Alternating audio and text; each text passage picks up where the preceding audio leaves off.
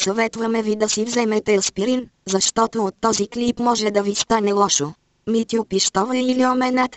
Готови ли сте? Започваме. Митю, 5 букви, Пищова, 6 букви, 5 плюс 6 е равно на 11, 11 се състои от 10 букви, 10 минус 6 е равно на 4. Колите имат 4 гуми, гумите имат грайфер, сигурно не подозирате, но илиоменатите са триъгълник. Я вижте, възможно ли е гумите да са илиоменати? И какво общо има с това, Митю Пищова? Да разберем. Гумите са кръгли и имат формата на 0. Има 0 лева в това портмоне. Портмоне. Портмоне се римува с думата коне, коне. Знаете ли за какво се използват конете? Точно така. За тегляне на каруца, случаен нос. Не мисля. Каруца. Думата каруца има 6 букви, думата Пищова също има 6 букви, 6 плюс 6 е равно на 12. От думата 12 като оставим последните 3 букви се получава думата Сет.